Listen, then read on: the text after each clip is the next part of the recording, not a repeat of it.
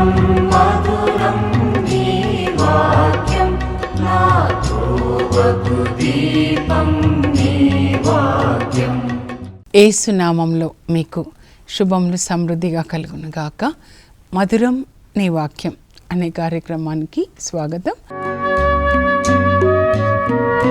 మధురం మధురం నీ వాక్యం నా త్రోవకు దీపం నీ వాక్యం.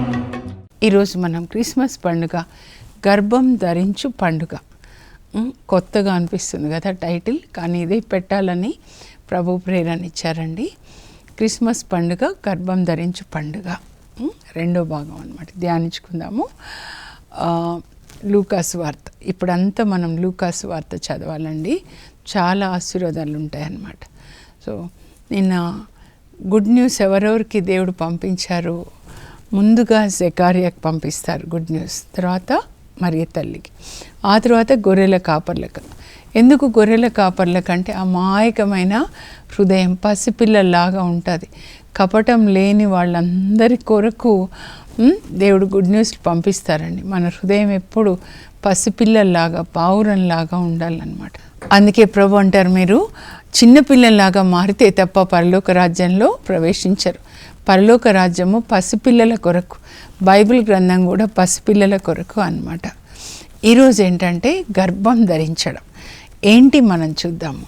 మరియ తల్లి దగ్గరికి గాబ్రియల్ దూత వచ్చినప్పుడు, దయాప్రాప్తురాల నీకు శుభము, ప్రభు నీతో ఉన్నారు, నీవు గర్భం ధరించి కుమారుని కంటావు, ఆయనకి యేసు అని పేరు పెట్టాలి అని చెప్తున్నారు కదా. అప్పుడు అంటే గర్భం ధరించారు. దేవుని యొక్క వాక్యం, పరలోకం నుంచి దేవుని నోట్లోంచి వాక్యం వచ్చిందనమాట. The lord is with you, ప్రభు నీతో ఉన్నారు అనే వాక్యం ఆమె రిసీవ్ చేసుకున్నారు. విన్న తర్వాత వాక్యం ఎక్కడికి వెళ్తుందంటే, ఇక్కడ నుంచి చెవుల నుంచి నర్వ్స్ ఉంటాయండి, ఆడిటరీ నర్వ్, ఇక్కడికి వెళ్తుంది వాక్యం. అక్కడి నుంచి హృదయంలోకి వెళ్తుంది, అక్కడి నుంచి గర్భంలోకి అన్నమాట. అందుకే సెయింట్ అగస్టిన్ గారు ఏమంటారంటే, మరియ తల్లి ముందుగా మనసులో గర్భం ధరించారు యేసు ప్రభుని, తర్వాత హృదయంలో, తర్వాత గర్భంలో అని. She conceived Jesus first in her mind, then in her heart and then in her womb. మనకు కూడా ఇదే జరగాలండి. మీరు మరియ తల్లి ఎలా క్రిస్మస్ చేసుకున్నారో, దేవునితో కనెక్షన్, దేవుని నుంచి వాక్యాన్ని రిసీవ్ చేసుకోవడంలో, పరలోకం నుంచి దేవుని వాక్కు దేవదూతల ద్వారా భూలోకంలో మరియ తల్లికి ఇవ్వబడింది అన్నమాట. అది క్రిస్మస్. అక్కడి నుంచి మొదలు కావాలన్నమాట. ఈ లోక సంబంధమైన క్రిస్మస్ కాదండి. అది కూడా మనం ధ్యానించుకుందాం. అప్పుడు వాక్యాన్ని గర్భం ధరించారు. ఎలా? పరిశుద్ధ ఆత్మ ద్వారా అన్నమాట. అంటే దేవుని వాక్యము, దేవుని ఆత్మ రెండు కలిసి మరియ తల్లి గర్భంలో యేసు ప్రభువుగా శరీర రూపం ధరించారనమాట. Word of God and spirit of God, ఈ రెండు అన్నమాట. రెండు కలీమతుల్లాహి, రుహుల్లాహి ఈసల్ మస్సి. కలీమతుల్లాహి అంటే వర్డ్, వాక్యం, రుహుల్లాహి రువా అంటే గాలి, శ్వాస, పరిశుద్ధాత్మ రెండు కలిసి ఈసల్ మస్సి అంటే యేసు ప్రభు అన్నమాట. సో పరిశుద్ధాత్మ అంటే దేవుని శ్వాస, మరి యేసు ప్రభు అంటే దేవుని యొక్క వాక్యం. ఇది మనం అర్థం చేసుకోవాలండి. దేవుడు వాక్యము కనుక ఆయనను ఎట్లా ఆరాధించాలంటే ఆ వాక్యాన్ని విని విధేయించాలి, అదే ఆరాధన. ఈ అండర్స్టాండింగ్ అనేది మనకు తప్పకుండా ఉండాలండి. బైబిల్ గ్రంథం అంతా కూడా యేసు ప్రభుని గురించే మాట్లాడుతుందండి. అందుకనే 39 గ్రంథాల్లో, అంటే పాత నిబంధన గ్రంథాల్లో యేసు ప్రభు గురించి ఏదైతే వ్రాయబడిందో అది నూతన నిబంధనలో నెరవేర్చబడుతుందన్నమాట. బైబిల్ అంతా మనం చూస్తే దీన్ని క్రిస్తాస్ అంటారనమాట. క్రిస్తాస్ అంటే క్రైస్ట్ సెంటర్డ్ బైబిల్. పరిశుద్ధ గ్రంథము క్రీస్తు కేంద్రిత గ్రంథం. పాత నిబంధనలో ఏదైతే చెప్పబడిందో యేసుక్రీస్తు గురించి, అది నూతన నిబంధనలో నెరవేర్చబడింది. అట్లా ఆ యాంగిల్లో బైబిల్ మనం చదవాలండి. ఇప్పుడు చూడండి, పాత నిబంధనలో కన్యక గర్భం ధరించి ఒక కుమారుని కనును అని యెషయా ప్రవక్త ద్వారా దేవుడు ప్రవచిస్తారు కదా. అది మరి మరియ తల్లి ద్వారా నూతన నిబంధనలో నెరవేర్చబడుతుంది. అలాగే యేసు ప్రభు పుట్టినప్పుడు జ్ఞానులు వస్తారు కదా, 3 జ్ఞానులు పర్షియా నుంచి, ఇప్పుడు పర్షియా అంటే ఇరాన్ అనమాట, అక్కడి నుంచి 1100 మైళ్ళు యెరూషలేముకి వచ్చి, యూదుల రాజుగా జన్మించిన శిశువు ఎక్కడా, ఆయన నక్షత్రమును తూర్పు దిక్కున చూచి మేము ఆరాధింపవచ్చింది. 1100 మైళ్ళండి వాళ్ళు వస్తారు. యూదుల రాజుగా జన్మించిన శిశువు ఎక్కడా అని అడుగుతున్నారనమాట. అప్పుడు హెరోదు రాజు కలవరపడ్డాడంట. మత్తయి సువార్త 2:2. కలవరపడి ఆ జ్ఞానులను పిలిచి అడుగుతాడు, ధర్మశాస్త్ర బోధకులని, మీకు చెప్పండి ఎక్కడ జన్మిస్తాడు క్రీస్తు అంటే మెస్సయ్య అనమాట. హీబ్రూ భాషలో మెస్సయ్య, గ్రీక్లో క్రీస్తు, తెలుగులో అయితే రక్షకుడు, ఇంగ్లీష్లో అయితే సేవియర్. మనల్ని పాపం నుంచి రక్షించాలన్నమాట. ఎందుకంటే మనందరం పాపులే, శరీరం ఉన్న మనందరం కూడా పాపులే.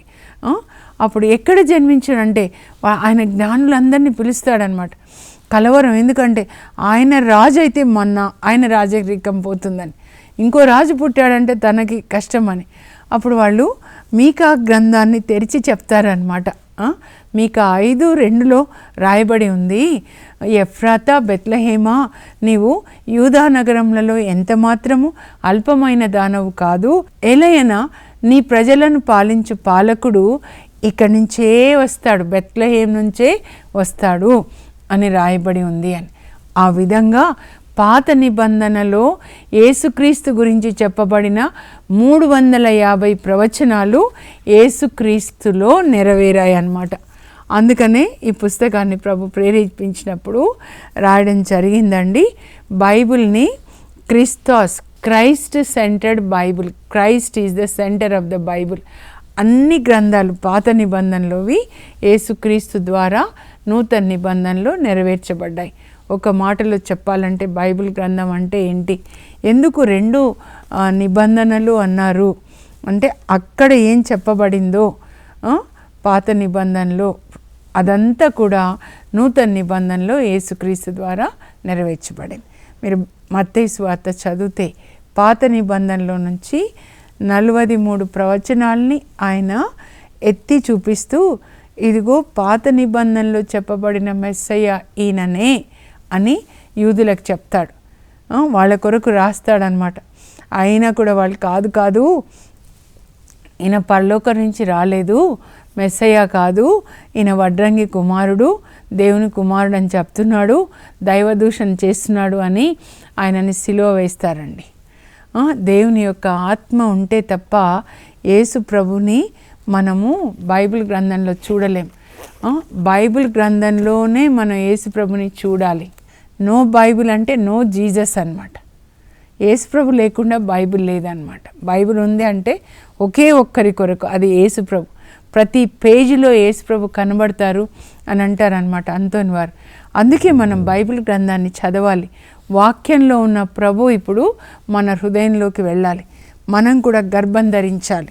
గర్భం ధరిస్తే మరియ తల్లి చూడండి పెరుగుతూ ఉంటుంది కదా, ఆయన హెచ్చించబడతా ఉంటాడు, ఆ తల్లి తగ్గించబడతా ఉంటుంది.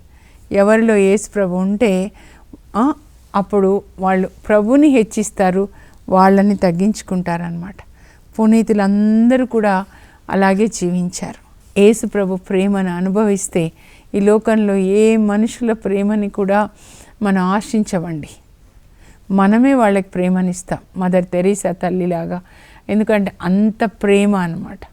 సూర్యుని వెలుగుతో పోలిస్తే యేసుప్రభు ప్రేమని, మనుషుల ప్రేమ ఒక చిన్న ట్యూబ్ లైట్తో పోల్చవచ్చు అన్నమాట.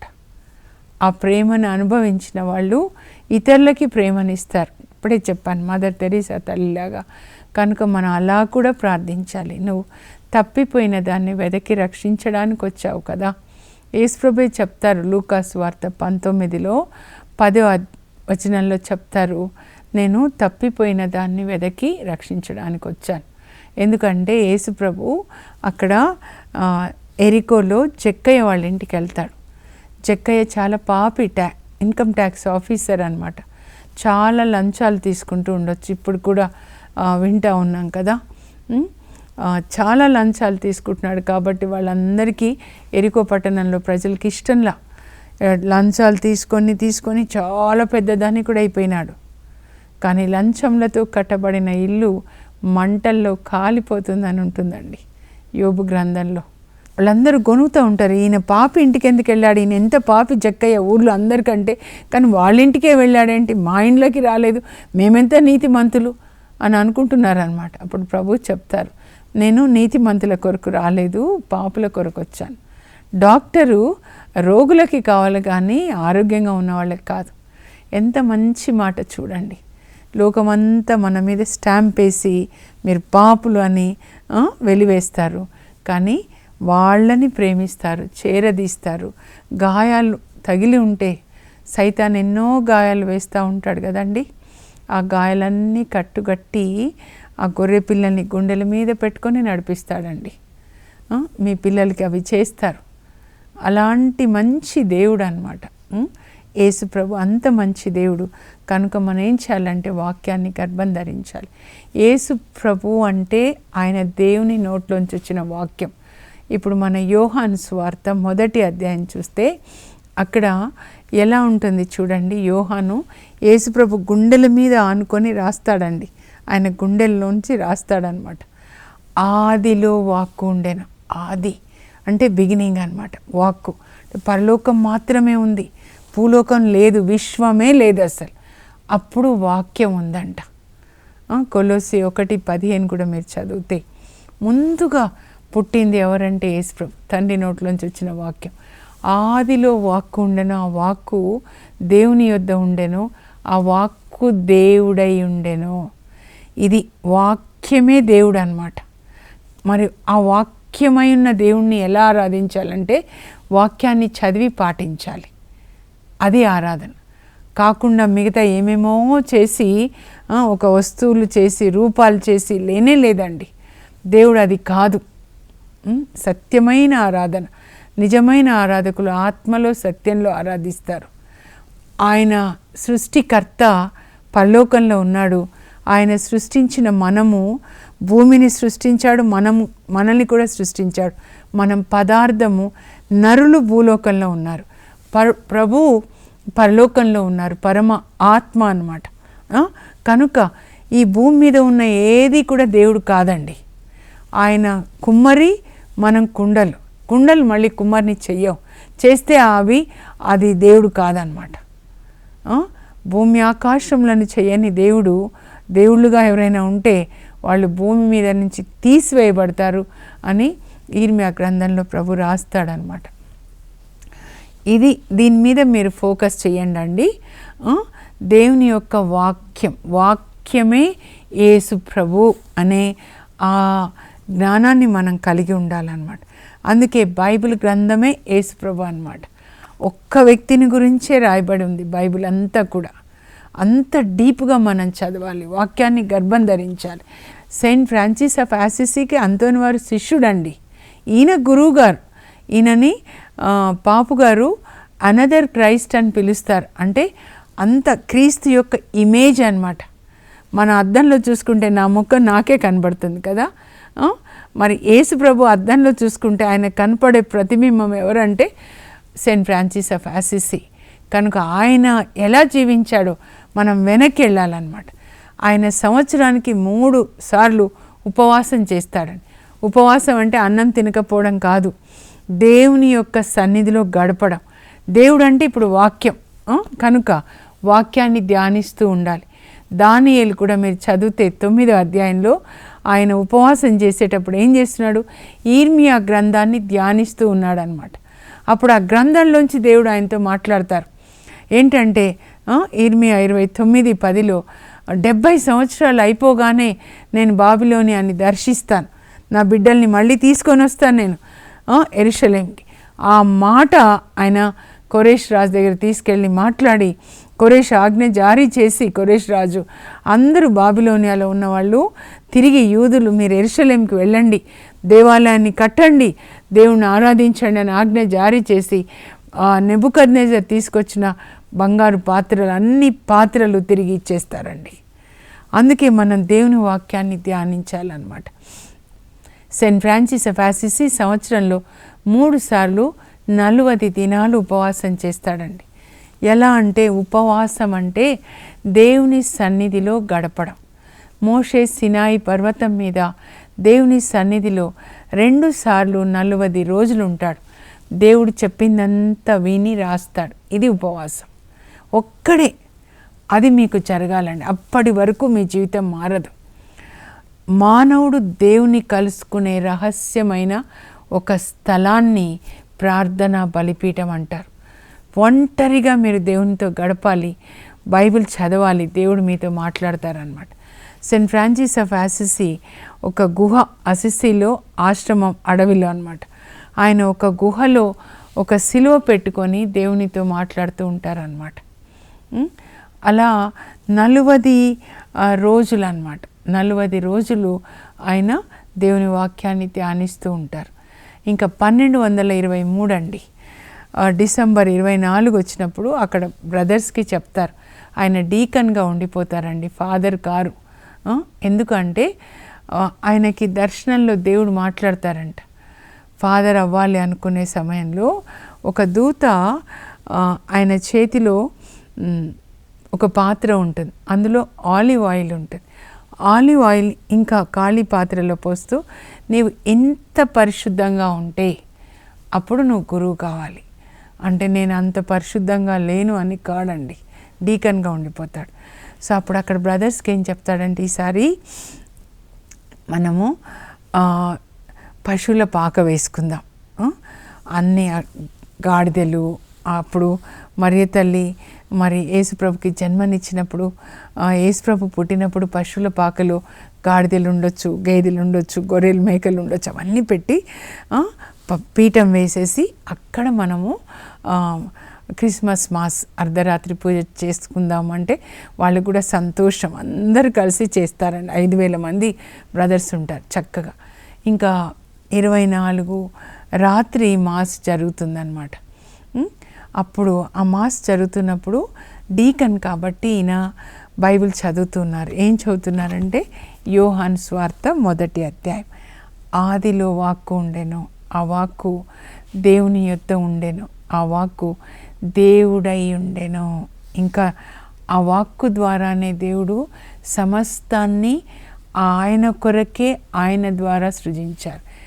ఆ వాక్కు ద్వారా, వాక్కు కొరకే, యేసు ప్రభు కొరకే సమస్త విశ్వాన్ని దేవుడు సృజించాడంట. అందుకే ఆయన విశ్వదాత్రికి రాజు, లోకమంతటికి రాజు, నాకు రాజు, నీకు రాజు. ఆయన నిన్ను కాపాడే రాజు, నీకు శాసనాలు ఇచ్చాడు రాజు పరలోకం నుంచి వచ్చి. ఆ శాసనాలన్నీ నీ హృదయంలో రాశాడు, నువ్వు పాటించాలి అన్నమాట. అయితే ఈ వాక్యం చదువుతున్నాడు కదా, ఇంకా ఎలా చదివాడంటే 14 వచనం, యోహాను 1:14, ఆ వాక్కు మానవుడై మన మధ్య నివసించెను అని చదవగానే బైబిల్ గ్రంథం మీద బాలయేసు శరీర రూపంలో వస్తారండి. అంత పరిశుద్ధుడు అనమాట ఈయన. అప్పుడు అందరూ చూస్తారు, ఎంత ఆశ్చర్యం చూడండి. ఆయన నోటి నుంచి వచ్చిన మాట ఏమైపోయింది, ఆ వాక్కు మానవుడై మన మధ్య నివసించాడు అనే వాక్యాన్ని, ఆ వాక్యము శరీర రూపం ధరించిందనమాట. 1223 డిసెంబర్ 24 నైట్ అసిసిలో వాళ్ళ ఆశ్రమం అక్కడ జరిగిందండి. అప్పటి నుంచే ఇప్పుడు మన వాళ్ళు ఏం చేస్తారంటే మట్టి బొమ్మలు పెడతారనమాట క్రిస్మస్కి. కానీ నిజంగా యేసుప్రభు పుట్టినప్పుడు ఆ తార తూర్పు దిక్కు నుండి వచ్చి ఆ పశువుల పాక మీద ఎక్కడ యేసుప్రభు పుట్టారు అక్కడ నిలబడింది. మనమేమో ఇప్పుడు ఆర్టిఫిషియల్ అనమాట. ఆర్టిఫిషియల్ అంతా కూడా సైతాన్ నుంచి అండి. ఆర్టిఫిషియల్ ఇంటెలిజెన్స్, ఆర్టిఫిషియల్ ఇవన్నీ లైట్స్. నువ్వే ఒక వెలుగు అన్నమాట. లోకానికి నువ్వే ఒక వెలుగుగా ఉండాలి, నీలో యేసుప్రభు ఉంటే. ఇప్పుడు సెయింట్ ఫ్రాన్సిస్ ఆఫ్ అసిసి గురించి చెప్పాను కదండి. ఆయన 40 days తనని శుద్ధి చేసుకునేవాళ్ళు అనమాట, ఒక్కొక్క పాపం క్షమించమని. అలాగే వాక్యం చదువుతున్నప్పుడు వాక్యం మనల్ని శుద్ధి చేస్తుందండి. శరీరానికి ఎట్లా మనము నీళ్ళు సబ్బు వాడతాం కదా, మరి ఆత్మకు కూడా వాక్యం అనే నీళ్ళు అనమాట. అందుకే యేసు ప్రభు యోహాన్ 15:3లో నేను మీతో చెప్పిన మాటల వల్ల మీరు శుద్ధులైతిరి. స్నానం చేసుకోకుండా ఉంటే మీరు ఎలా ఉంటారు? వాసన, మురికి, రోగాలు వచ్చేస్తాయి కదా. అలాగే వాక్యంతో ఆత్మని కడుక్కోకుండా ఉంటే మురికి, వాసన, దోమలు కూర్చున్నట్లుగా రాబందులు, పిచాచులు చేరుతాయి. హృదయము దొంగల గుహ అయిపోతుంది అన్నమాట. కొన్ని రోజులకి చచ్చైపోతుంది ఆత్మ కదా. అలా ఉండకూడదు. శుద్ధి చేసుకోవాలి. 7 అధ్యాయాలు చదవాలి ప్రతిరోజు. అంత శుద్ధి అయిపోతుంది అన్నమాట మన హృదయం. వాక్యాన్ని ఒక్కరే కూర్చొని ధ్యానించిన వాక్యాన్ని పాటిస్తూ ఉండాలి. ఇది క్రిస్మస్ జరుపుకునే విధానం అన్నమాట. ఇప్పుడంతా వరల్డ్లీ వే కదండి. సైతాన్ ఆలోచనలు పెడతా ఉంటాడు. ఇక్కడ షాపింగ్, అక్కడ షాపింగ్ పరిగెత్తిస్తూ ఉంటాడనమాట. ఎంత దూరం అండి పరిగెత్తేది చెప్పండి. మనం గర్భం ధరించి బిడ్డ పుడితే అప్పుడు ఫంక్షన్ చేసుకుంటాం. ఇదిగో మాకు బిడ్డ పుట్టాడు వచ్చి చూడండి అని. అసలు నువ్వు గర్భమే ధరించలేదు యేసుప్రభుని, యేసుప్రభే పుట్టలేదు, ఎట్లా పండుగ చేసుకుంటావు? గర్భం ధరించాలి కదా. ఈ లోక సంబంధమైన గర్భం ధరించకండి. ఇంకొక రాజు కూడా ఉన్నాడండి ఈ లోకంలో, 2 రాజులు. మరి మీరు ఏ మందలో ఉంటారో? యేసు ప్రభు మనకి రాజు. ఆయన మందలో ఉంటామా? ఈయన మన రాజు, మన కాపరి. యేసు ప్రభువు మందలో ఉన్నట్లయితే ఈయన మనకి రాజుగా ఉంటాడు. అప్పుడు ఈయన ఆలోచనలు, ఈయన వాక్యమే మనలో నాటబడుతుంది. మన రాజుగా ఈయన చేసిన శాసనాలన్నీ పాటిస్తాం. ఇంకొక రాజ్యం ఉందండి, సాతాన్ రాజ్యం. ఈ లోకంలో దేవుని రాజ్యం, సాతాన్ రాజ్యం. సాతాన్ రాజ్యం ఏంటి అంటే యోహాన్ 10:10 జ్ఞాపకం చేసుకోండి. యేసు ప్రభువు సాతాన్ని దొంగ అంటాడు. దొంగిలించుటకు, హత్య చేయడానికి, నాశనం చేయడానికి వస్తాడు. కానీ నేను జీవంనిచ్చుటకు, దాన్ని సమృద్ధిగా ఇచ్చుటకు వచ్చినాను. యేసు ప్రభు, వాక్యమైన ప్రభువు మనకి జీవాన్ని ఇస్తాడండి. వాక్యం చదివినప్పుడు మన ఆత్మకే కాదు శరీరానికి మంచి ఆరోగ్యం. ఒక రాజు ఉన్నాడు, దర్శన గ్రంథం ఈ సాతాన్ గురించి అన్నమాట. దొంగిలించుటకు, హత్య చేయటకు, నాశనం చేయడం. ఎంతమంది నాశనం అయిపోతున్నారండి. ఎలాంటి ఆలోచనలు పెడుతున్నాడు. ఈ రాజు గురించి మీరు దర్శన గ్రంథంలో 9వ అధ్యాయం, ప్రకటన గ్రంథం 9:11లో ఉంటుందన్నమాట. ఈ దయ్యాల మీద మిడతలు అన్నమాట. అగాధం నుంచి వస్తాయి మిడతలు. మనుషుల్ని కరుస్తే 5 నెలల రోగం వస్తుందంట. దేవుని వాక్యము ఎవరి హృదయంలో లేదో, దేవుని ముద్ర లేని వాళ్ళని కరుస్తుంది ఆ మిడతలు. అంటే దయ్యాలు, ఆ రోగ క్రిములు అన్నమాట, ప్యాథోజన్స్. వాళ్ళకి రోగాలు వస్తాయి. వీటి మీద అధికారం నేర్పే ఒక రాజు ఉన్నాడు. ఆయన పేరు అబ్బదోను, అపోలియాను, లేకపోతే విధ్వంసకుడు, అంటే డిస్ట్రాయర్. మనుషులని డిస్ట్రాయ్ చేయడం అన్నమాట. ఆత్మని, శరీరాన్ని. తాగు లేకపోతే సెల్ ఫోన్ చూడు, డ్రగ్స్ తీసుకో, లేకపోతే భార్యకు విడాకులు ఇవ్వు, ఇక్కడ వెళ్ళు, ఇలా బెట్టింగులు చేయి. అంత పాప సంబంధమైనవన్నీ చేయించి నరకంలో వేసి దొంగిలించి హత్య చేసి నాశనం చేయడానికి వస్తాడు. మీరు ఎవరిని గర్భం ధరిస్తున్నారు? యేసు ప్రభుని గర్భం ధరించండి. అనేకులకు ఆశీర్వాదకరంగా మరియ తల్లిలాగా మారదాం. దేవుని యొక్క వాక్యాన్ని గర్భం ధరిస్తాం. చాలా హడావుడి, ఇవి క్లీన్ చేసుకోవడము, ఈ సున్నాలు, ఇదంతా కాదు. నీ లోపల దేవుని వాక్యంతో నింపుకొని ప్రశాంతంగా ఉండండి. 1 సంవత్సరం ఈసారి షాపింగ్లు మానేసేయండి. మనకి దేవుని యొక్క వాక్యము, దేవుని వెలుగు, అది అందంగా ఉండాలి. ఆ వెలుగుతో ప్రకాశించాలి, ఆర్టిఫిషియల్వి కాదు. ప్రార్థన చేసుకుందాం. పరలోకపు మా తండ్రి, మీ పరిశుద్ధ నామమునకు స్తోత్రం కలుగును గాక. మరియ తల్లి దేవుని యొక్క వాక్యాన్ని గర్భం ధరించి కన్నారు ప్రభా. మేము కూడా అలాగే వాక్యాన్ని గర్భం ధరించి మేము కూడా కనాలి. మదర్ తెరీసా తల్లి ఒక్క వాక్యం, ఈ నా సోదరులలో అతి పేదలకు ఏది చేసినా అది నాకు చేసినట్లే అనే వాక్యం, మత్తయి 25:40 వాక్యాన్ని గర్భం ధరించి ఆ వాక్యాన్ని కంటూ ఉన్నారు. ఆ తల్లి అలాగే వాళ్ళ sisters, missionaries of charity sisters, Shouri వారు ఒక్క వాక్యాన్ని గర్భం ధరించారు. మానవుడు లోకమంతా జయించి ఆత్మని కోల్పోతే ఏం లాభం? నాయనా, మేమందరం కూడా వాక్యాన్ని గర్భం ధరించి వాక్యాన్ని కనాలి. యేసు ప్రభు నీతిని కనాలి, ప్రేమను కనాలి, కరుణని కనాలి. ఆ కృప మాకు దయచేయండి. యేసు నామంలో అడుగుచున్నాం తండ్రి, ఆమేన్. దేవుని యొక్క వాక్యాన్ని గర్భం ధరించి కనే కృప దేవుడు మీకు ఇచ్చుదురుగాక. మదర్ తెరీసా తల్లి ఒక్క వాక్యమే గర్భం ధరిస్తారు. మత్తయి 25:40 ఈ నా సోదరులలో అతి పేదలకి ఏది చేసినా అది నాకు చేసినట్లే. ఆ వాక్యాన్ని గర్భం ధరించి కన్నారు. వాళ్ళ సిస్టర్స్ కూడా కంటున్నారనమాట. అలా దేవుని వాక్యాన్ని గర్భం ధరించండి, వాక్యాన్ని కనండి. అప్పుడు మనం కూడా యేసు ప్రభు తల్లి అయిపోతాం. God bless you. Have a blessed day.